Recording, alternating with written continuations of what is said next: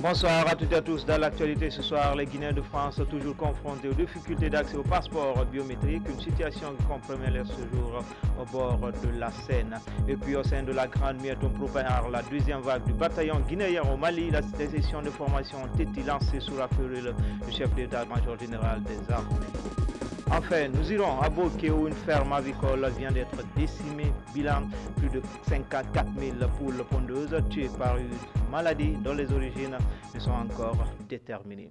Voilà pour les titres. Encore une fois, bonsoir à toutes et à tous. Bienvenue à la une de ce journal. Le Royaume de Thaïlande sollicite l'appui de la Guinée à sa candidature au sein du Conseil de sécurité des Nations Unies. L'envoyé spécial du Royaume a été reçu ce mardi par le chef de l'État. Professeur Alpha Condé, son hôte, ont aussi parlé du renforcement de la coopération entre Conakry et Bangkok. Ibrahima Keïta du bureau de presse de la présidence.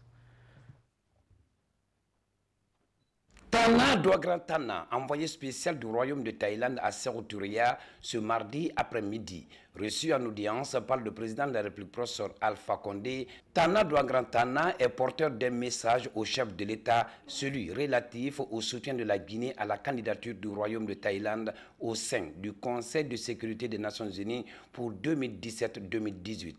Avec le président de la République, professeur Alpha Condé, l'envoyé spécial de la Thaïlande a profité pour mettre l'accent sur le souhait des autorités thaïlandaises de renforcer les liens de coopération entre la Guinée et le Royaume de Thaïlande. Pour le président de la République, professeur Alpha Condé, les liens d'amitié et de coopération existants entre la Thaïlande et la Guinée doivent être diversifiés dans l'intérêt des deux peuples. Pour Tana Douagran Tana, c'est une rencontre utile qu'il vient d'avoir avec le président de la République, professeur Alpha Condé.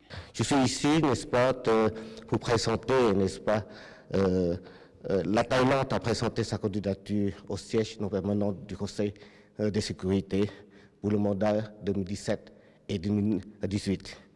Et nous sommes venus ici pour solliciter, n'est-ce pas, de soutien de la Guinée, n'est-ce pas, et j'espère que grâce à cette n'est-ce pas, mission, n'est-ce pas, au siège du Conseil de sécurité, la Thaïlande pourrait jouer un rôle servi pour le partenariat entre l'Afrique et entre l'Asie. Et d'autre part, la Thaïlande, en ce moment, nous sommes très actifs dans la coopération, n'est-ce pas, avec l'Afrique, n'est-ce pas, dans le domaine que nous avons l'expérience, notamment la santé publique, la production agricole, n'est-ce pas, et le tourisme.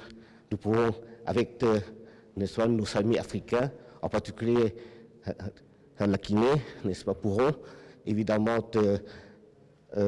voir ensemble comment on pourra renforcer la coopération entre, n'est-ce pas, les deux continents d'une part et nos deux pays d'autre part.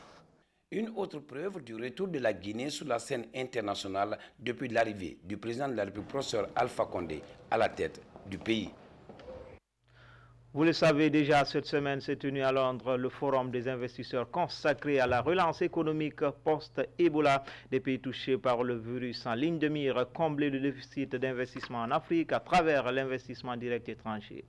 La délégation guinéenne était conduite par le chef du gouvernement, Ousmane Bangoura Kabassouma. La participation guinéenne au Forum de Londres a été marquée par les interventions allant dans le sens de la mobilisation des investisseurs britanniques vers la Guinée. Il y a de nouveaux piliers du développement que nous cherchons à promouvoir. Il s'agit de l'énergie. Le président de la République, le professeur Alpha Condé, y met de l'accent parce qu'il a l'intention de faire de la Guinée l'un des premier vendeur de l'énergie sur le marché régional ouest-africain qui se crée avec l'interconnexion entre les pays de la région. La Guinée est bien placée après Caleta et Swapiti en cours. Nous avons un potentiel de 6 000 MW sur lesquels seulement, si vous totalisez l'ensemble du potentiel réalisé sur le bassin du Concouré, nous parlons de 800 MW contre 6 000 en potentiel. Le forum de Londres a été d'inviter les investisseurs à se tourner vers ce levier important de la croissance de l'économie guinéenne. Nous avons à peu près 400 à 450 personnes qui ont participé et je pense qu'il y a eu aussi au niveau des panels et des panélistes, ça a été un véritable succès. Londres constitue la place financière de l'Europe, d'où la nécessité de renforcer le partenariat avec le pays en vue de mettre en place des structures et des projets capables d'assurer le développement de la Guinée. Ce forum a permis à nos partenaires qui sont venus de voir non seulement ce qui est attendu de la Guinée, mais également quelle est la porte que ça peut ouvrir sur les 7 pays qui nous entourent. Il y a 6 qui ont des frontières directes avec nous et il y a le 7e, la Gambie, n'est-ce pas, qui peuvent être mis dans la liste des pays qui pourraient avoir un impact par le développement de l'économie guinéenne. Le Premier ministre Mamadi Youla a invité les hommes d'affaires britanniques à venir nombreux en Guinée, investir dans un partenariat gagnant-gagnant.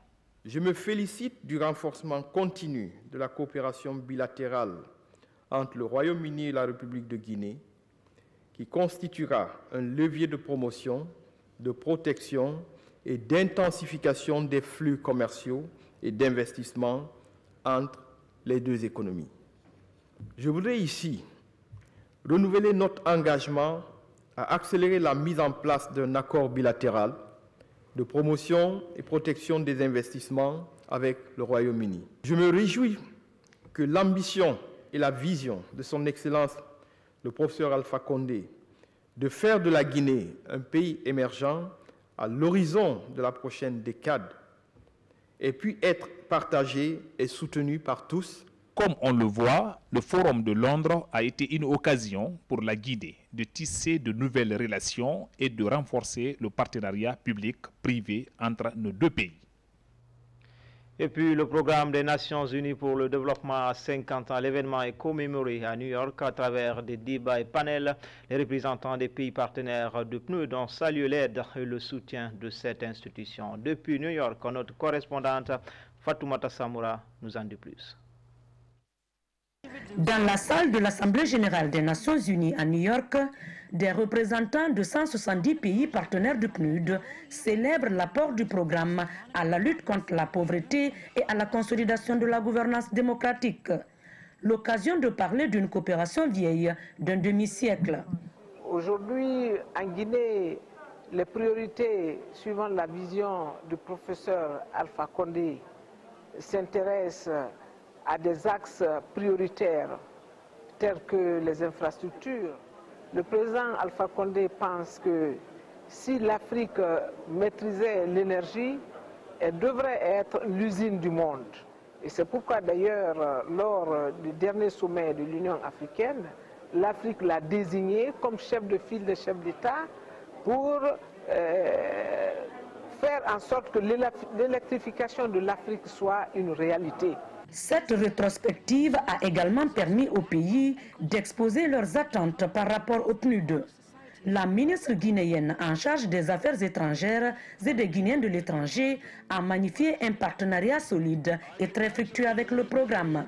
Adjama Kale Kamara a aussi lancé un appel en faveur de la mobilisation des fonds afin de booster l'économie guinéenne frappée de plein fouet par l'épidémie à virus Ebola.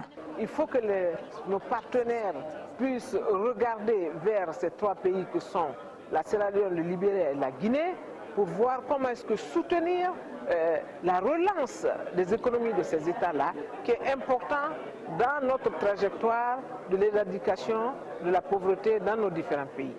Créé en 1966 pour un monde exempt de pauvreté et d'inégalité, le PNUD a certes réalisé des progrès, mais le chemin est encore long et parsemé d'embûches. L'institution se fixe un nouveau challenge, éradiquer la pauvreté dans le monde d'ici 2030 et que personne ne reste en marge. Comme annoncé dans les titres, les Guinéens de France toujours confrontés aux difficultés d'accès au passeport biométrique. Depuis quelques mois, nos compatriotes ne parviennent pas à renouveler leurs documents de séjour, faute de nouveaux passeports. Une situation qui compromet leur séjour au bord de la Seine. Les détails avec Bernard Tunguino. L'ambassade de Guinée à Paris. Depuis quelques mois, l'affluence ne faiblit pas. Les Guinéens vivant en France patientent encore de renouveler leur passeport. L'accès au passeport biométrique est pour eux indispensable. J'ai fait de mon mieux depuis que nous sommes passés à la biométrie. Toutes les correspondances sont ici, depuis le ministre Madifi Ndiané jusqu'à ce jour. Le nouveau directeur de la police nationale m'a promis et est en train de s'en occuper. J'espère que ça va aller plus vite que toutes les promesses qui ont été faites déjà. Il y a quelques jours, nos compatriotes ont accru la pression sur les autorités de l'ambassade afin d'acquérir le précieux sésame. À Conakry, la nouvelle est prise au sérieux. La direction générale de la police nationale a déjà identifié 5 kits. Ils seront acheminés les prochains jours à Paris. Le matériel permettra l'enregistrement biométrique des Guinéens de France en vue de la confection de leur nouveau passeport. Ce n'est pas un refus. C'est des réalités du moment qui ont fait qu'on a retardé. Le retard, c'est lié aux élections. Et avant les élections, il y avait Ebola. On n'était pas reçus un peu partout. Mais nous sommes fin prêts et très bientôt, peut-être la police des frontières va mettre l'équipe en marche pour essayer d'aller régler ce problème dont moi-même j'ai vécu. Les Guinéens de France et d'ailleurs doivent donc patienter. Dans quelques jours, ils pourront renouveler leurs documents. Sans le passeport biométrique, beaucoup risquent de perdre leur emploi ou de se voir refuser les inscriptions universitaires. Dans l'actualité encore, le président turc est en tournée en Afrique de l'Ouest après le Ghana, le Nigeria et la Côte d'Ivoire. Le président Erdogan est attendu ce jeudi à Conakry. L'ambassadeur de ce pays ami en Guinée apporte des précisions sur l'objectif de cette tournée ouest-africaine du président turc. Il est au micro de notre reporter Mohamed Troa Kamara. C'est une visite avec une grande délégation, tout d'abord. Nous comptons à peu près une centaine d'opérateurs économiques. Surtout, pour nous, la Guinée est vraiment un partenaire très important en Afrique de l'Ouest et pour l'Afrique en général. Donc, nous pourrons avoir avec cette visite, et en plus, cette visite est la première visite au niveau présidentiel entre nos deux pays. Donc, c'est une visite historique, en fait. Donc, ce sera une première pour nos deux pays. Et il y aura une grande délégation, comme je vous ai dit, des opérateurs économiques. Donc on pourra parler politique, bien sûr, coopération bilatérale, mais aussi économique et commerciale, ce qui est vraiment très important pour nos deux pays. Nous avons bien sûr des entreprises turques déjà, qui sont ici, qui sont dans le domaine de la construction, dans le domaine des centrales hydroélectriques. Nous avons d'importantes compagnies qui sont ici déjà et d'autres compagnies qui souhaitent bien sûr faire des investissements, et je suppose qu'après cette visite il y aura beaucoup plus l'occasion d'avoir des hommes d'affaires turcs venir ici. Moi je pense que même s'il y a une distance entre nous, peut-être géographiquement, nous avons beaucoup de caractéristiques importantes avec par exemple nous avons des traditions qui se ressemblent. Nous sommes, pour la plupart, nous sommes 95% de musulmans dans nos deux pays. Nous avons beaucoup d'atouts qui se ressemblent. Nous avons beaucoup de qualités. L'hospitalité, c'est une première chose que j'ai remarquée quand je suis venue en Guinée. Et l'hospitalité est une caractéristique très importante du peuple turc aussi. Et vous avez cette même caractéristique, le sourire, qui est très important. Depuis le premier jour que je suis ici, je me sens chez moi.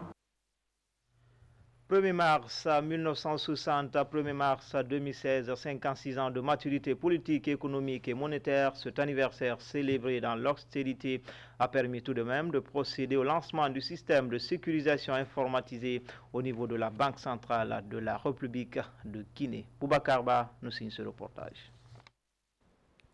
Il s'agit au cours de cette rencontre de faire le point de la situation de l'état de fonctionnement de l'institution bancaire et de définir les grandes orientations pour l'année en cours, conformément à sa vocation de lutter contre l'inflation, d'assurer la stabilité de la valeur de la monnaie et de rechercher l'équilibre de la balance de paiement. Le gouverneur de la Banque centrale a dit toute sa détermination et son engagement à faire peau neuve.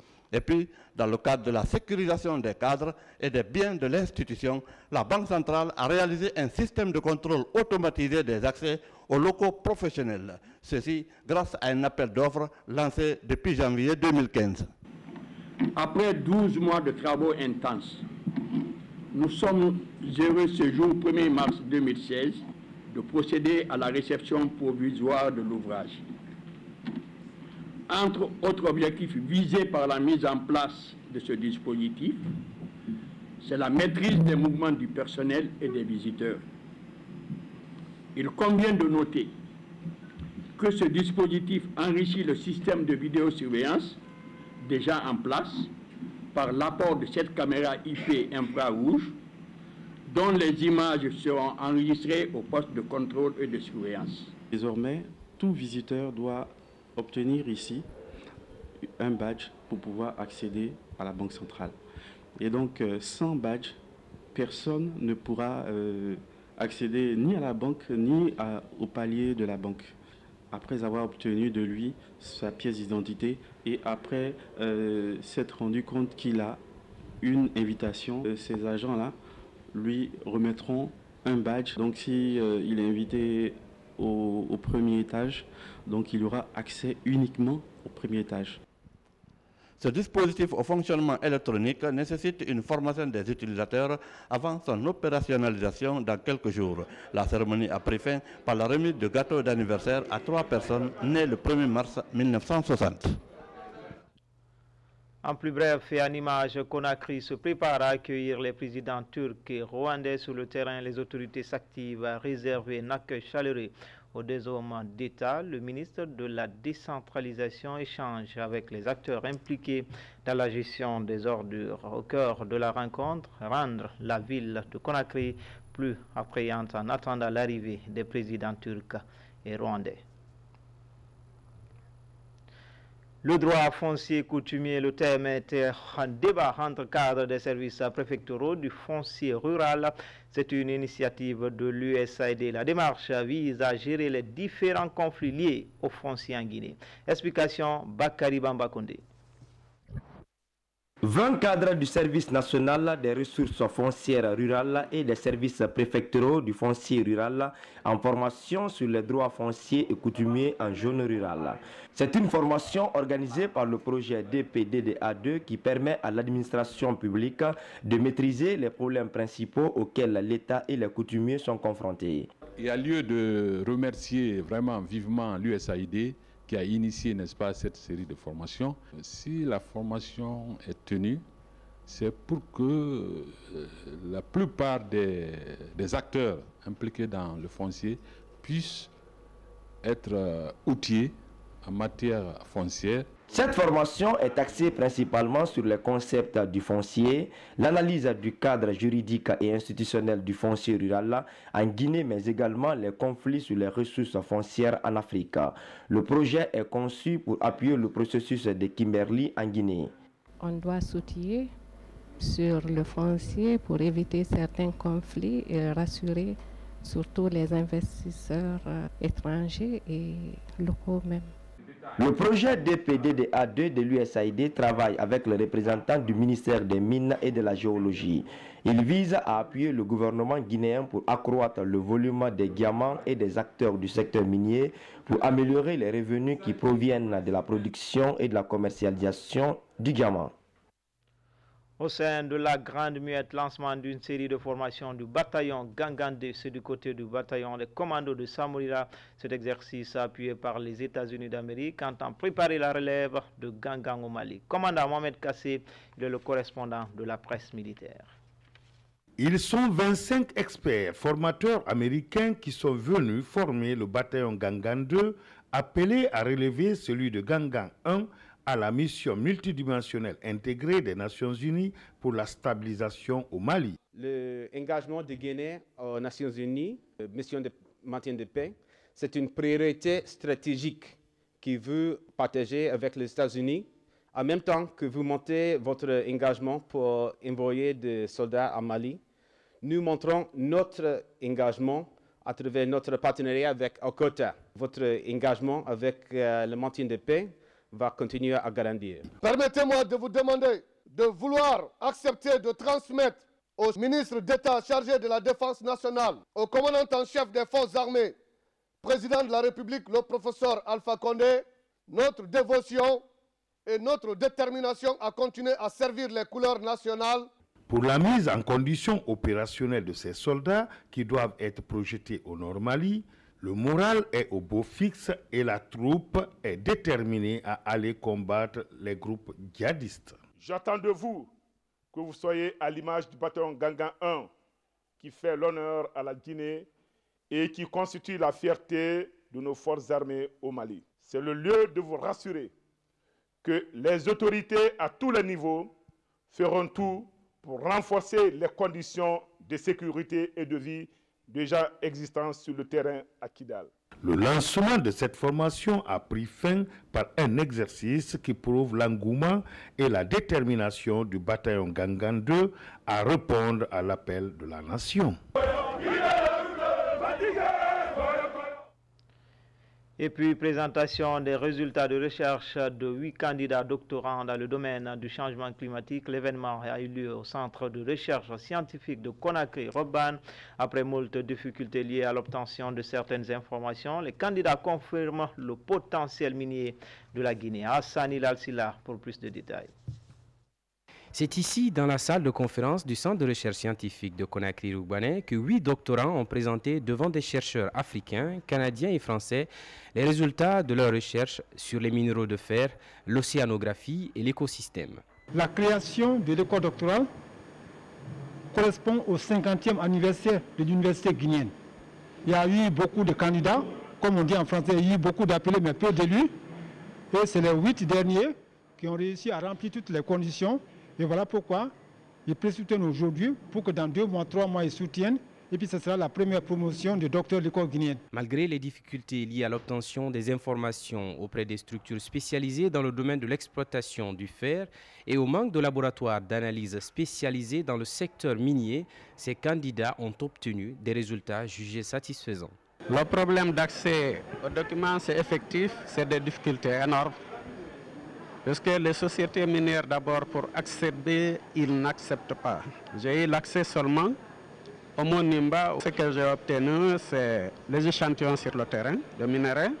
Par contre, à Rio Tinto et à Belzone, ils ne m'ont jamais accepté. Pour ce doctorant dont le thème traite de la genèse de la formation des minerais, il s'agissait de faire une étude comparative des minéraux explorés, notamment à Simandou, Nimba et Kalia dans la préfecture de Forcaria. Nous sommes dans une collaboration avec le CRESCOR et c'est la première fois que nous assistons aux présoutenances de ce centre. Et je peux dire que le travail qui est réalisé est de bonne facture.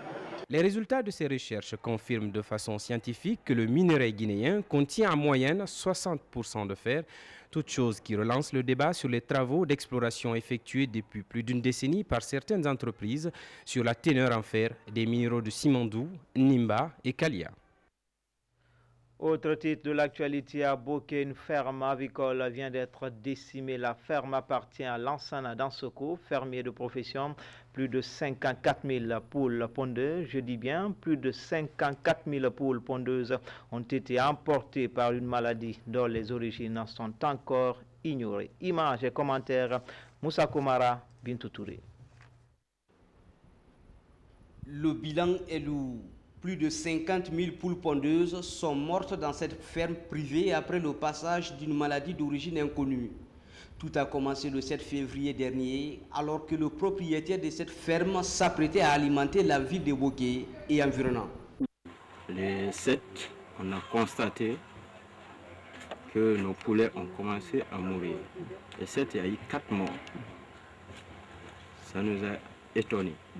Maintenant, le deuxième jour, il y a eu 70 morts. Ça, vous voyez. Ainsi de suite, le troisième jour, il y a eu plus de 400 et quelques morts. Donc, quatrième jour, on avait maintenant dans les 1000 et quelques maintenant. Alors après maintenant, on ne comprenait rien que faire. Dans cette ferme située au quartier Yomboya, commune de Boké, toutes les poules touchées par cette calamité ont été incinérées. C'est là pour éviter la contamination. D'après le directeur vétérinaire de la région, une analyse des échantillons au laboratoire est en cours. En attendant, l'insalubrité et l'alimentation des volailles sont mises en cause. Il faut nettoyer là-bas. Il faut complètement nettoyer la ferme. Il faut nettoyer la cour. Il faut mettre la cour de biosécurité. Puisque n'importe qui rentre. Les oiseaux rentrent, les reptiles rentrent. Faut-il accuser les reptiles? Faut-il accuser les oiseaux? La maladie qui sévit dans la zone, c'est le Nov-Casse. Les animaux ne sont pas vaccinés. Les animaux ne sont pas vaccinés. Si les animaux ne sont pas vaccinés, la maladie sur laquelle il faut se reposer d'abord, c'est le Nov-Casse. C'est le laboratoire qui nous dira c'est la salmonellose, c'est le choléra aviaire, ou c'est la typhose, ou c'est n'importe quoi, on ne comprend pas. Cet éleveur de Boké se souviendra longtemps du drame qui vient de le frapper. Sa ferme est pour le moment mise en quarantaine. Les résultats cliniques sont attendus dans les prochains jours. En plus bref et en image, les premiers téléphones à clavier Alpha Benco sont désormais disponibles en Guinée. Un échantillon a été présenté hier à la faveur de la célébration de la journée internationale des langues nationales. La promotion de ces téléphones est assurée par l'Académie NCO avec des partenaires asiatiques. Comme vous le voyez en image, c'est les premiers téléphones à clavier Alpha Benco qui sont désormais disponibles en Guinée. Comment amener les jeunes Guinéens à entreprendre? La structure Saboutek compte relever ce défi. Une équipe de cette organisation a fait le tour dans certaines institutions d'enseignement supérieur de la capitale. En toile de fond, a expliqué aux étudiants comment entreprendre dans les domaines de l'environnement et des nouvelles technologies de l'information et de la communication. Le point avec Mamadou Salou Diallo.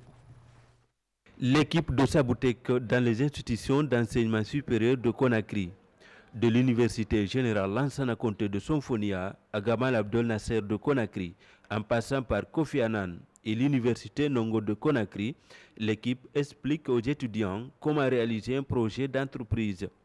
Partout, les étudiants sont séduits par les conseils de la structure. Une bonne chose, vu que bon nombre d'étudiants en Guinée ici ont des projets mais n'arrivent pas à avoir des fonds de financement ou des structures pour les accompagner. J'ai une idée entrepreneuriale bien sûr depuis que je faisais le lycée et que je compte développer à la fin de mes études. Bon, maintenant là, j'ai créé même une association qui évolue dans le domaine même de l'environnement, qui s'appelle APT, qui évolue dans la commune de Ratoma, qui mobilise assez de jeunes en ce moment-là dans cette activité. Saboutek est une structure d'accompagnement et de renforcement de la performance d'entreprise. Elle intervient dans les domaines de l'environnement et de la technologie de l'information et de la communication. Saboutek mise sur les étudiants pour créer un nouveau type d'entrepreneur en Guinée. Donc Saboutek est une structure qui est appuyée à la fois par le secteur privé et le secteur public et qui a pour vocation d'accompagner les jeunes entrepreneurs, les jeunes entreprises et les PME innovantes dans le développement de leurs projets. Nous avons également lancé un appel à candidature qui a lieu donc depuis le 5 février et qui se clôture le 5 mars 2016. La lutte contre le chômage par la promotion de l'auto-emploi, tel est l'objectif de la structure Saboutek. Une nouvelle promotion sur le marché de l'emploi, c'est celle de la 6e de l'Université des Nouvelles Technologies de Dimoudoula. Cette promotion qui porte le nom de Dr Gourissi Kondé compte 70 étudiants répartis dans les filières économie, finance, banque, miage et droit des affaires. Alphaye Assila nous signe ce reportage. L'apprentissage et la gestion de la nouvelle technologie est une impérieuse nécessité pour les jeunes. Ils s'inscrivent comme priorité dans les cycles de formation universitaire et professionnelle. Parmi les 70 récipiendaires du diplôme de fin d'études supérieures de la 6e promotion de l'USIM-UNT, 13 sont formés en télécommunication et en miage. À cela s'ajoutent d'autres disciplines telles que économie, banque, finance, administration des affaires et droit des affaires. Je viens d'avoir mon diplôme. Mon sentiment, c'est que je suis vraiment comblé de joie. Je suis très très content aujourd'hui. Et je ne sais vraiment pas quoi dire. Les mots me manquent, vraiment. Les mots me manquent. La 6e promotion de l'ISIM UNT est baptisée Dr Sekou Gouressi Kondé, directeur de African Crisis Group. Les promotions qui sortent aujourd'hui de l'ISIM UNT, c'est des promotions qui ont le certificat informatique et Internet. Donc préparées à être employées dans les entreprises et dans l'administration publique. Aujourd'hui, pour vous et pour moi, est un jour, certes, mais pas comme les autres. À partir d'aujourd'hui, il vous revient de démontrer à votre famille d'abord, mais à vous-même personnellement aussi, mais à toute la société que vous êtes des acteurs de paix, que vous avez souffert intensivement, avec beaucoup d'émotions, souvent avec beaucoup de difficultés, surtout avec beaucoup de difficultés, mais vous êtes arrivés au bout et vous avez relevé le défi de la connaissance universitaire. De l'utile à l'agréable, cette cérémonie est animée par un groupe d'artistes et comédiens de l'ISAG de Dubrika. Enfin, en plus bref, nous sommes le 1er mars, l'amicale des anciens élèves du 1er mars de Matam en collaboration avec les jeunes de l'éducation en Guinée organise un concours inter-école sous la marque distinctive de Scolympiade. Cette compétition met en jeu 3 options de 6 écoles sélectionnées dans les 5 communes de Conakry. En toile de fond, s'assurer de la réussite des élèves tout en faisant la promotion des meilleurs. C'est tout pour les infos. Grand a été le plaisir pour moi de vous servir. Restez toujours fidèles au programme de la télévision nationale. À demain.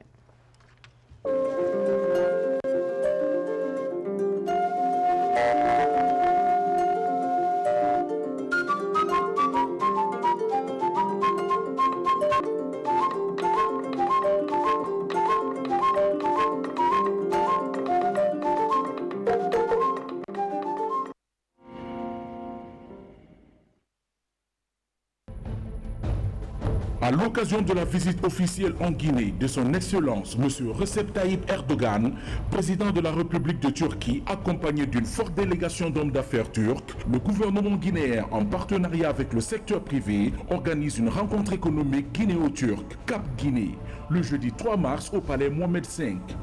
Renforcer les liens économiques et culturels, favoriser la signature des accords et conventions de partenariat, mobiliser les ressources pour le financement des projets, tels sont les objectifs de cette rencontre économique guinéo-turque, Cap Guinée.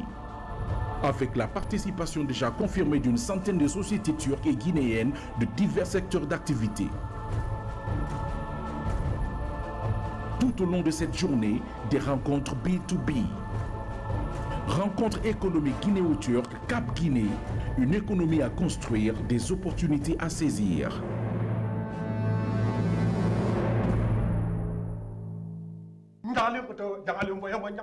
Mais Kabakoudou, c'est quoi cette joie? Je suis très content du cadeau que MTN a offert à ses abonnés. Quel bonheur ils nous ont encore apporté. Tu peux te connecter sur Facebook pendant 24 heures, envoyer des SMS gratuits et avoir 5 minutes d'appel vers MTN. Et tout ça avec seulement 2000 francs. Comment on souscrit? Compose vite. Étoile 101, étoile 1, dièse. Tape OK et tu accèdes au forfait. Dis-moi, c'est tout? C'est pas fini. Chez MTN, tu n'as plus besoin de changer de puce pour appeler d'autres réseaux. Tous les réseaux? Oui, tu peux aussi appeler 12 pays à l'international à seulement 7 francs la seconde hors TCT. 7 francs par seconde? Ah oui! Comment on fait ça? C'est facile. Compose vite étoile 101, étoile 2, dièse. OK. C'est fait!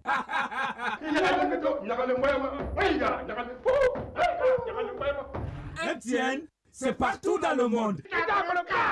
MTN, everywhere you go.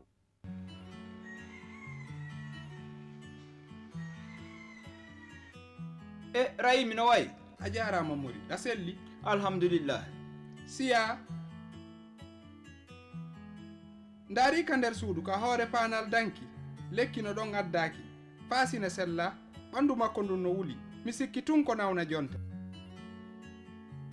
Siya adda hollu. Lekki fi fasine. O sella. Mi hoyday woni. Nyawndi tagol. Awata jedde ɓiɗɗo ma on awamo ko labutani. Si woni ko pali wano wirano. Lekki no wodi ne teki seteya ki jara hay hunde sa ƴettiriki no duyra non e nder balɗe tati haray a selli eyo ne hi way noon kadi bobo ma ko joni nawni sa naɓimo ka labtani taskogol ɗanda fi nawnare nden e lekki kin hay hunde a yoɓata ko honto e laɓutaniji ɗin mi heɓata ki lekki wiyeteki CTA ɗi haalta fimum hara mi sodade on CTA mo jara hay hunde himo heɓo e nder laɓutaniji men ɗi fop hanka fulawaji men awa mi naɓay ɓiɗɗo an on ka labtani jo awa ɗum kadi noon waɗu kisande way si woni han o paludisme loori ka ɓandu ɓiɗɗo ma on ñawdu gon mongol sattay mawɗo en neeɓi haala mi yaɓay ɓiɗɗo an on ka labutani ɓurɗo ɓaɗade on joni awa en on tuma kono habbi muri ko honɗum woni on CTA ñawdowo e nder balɗe tati ko lekki ñawdayki palu eyyo yawgol ka labutani no sikkitori ko palu nangi ɗum palu mo ñawdaka ma mo ñawdiraka no duyira non adday sonja. Ce spot vous a été proposé par le projet Stop Palu, financé par l'initiative présidentielle américaine de lutte contre le paludisme à travers l'USAID Guinée. Vivre la Guinée à Bruxelles, deuxième édition du 23 au 25 juin 2016 dans les communes d'Ixelles et de Saint-Josse à Bruxelles. Vivre la Guinée à Bruxelles, c'est la promotion de la République de Guinée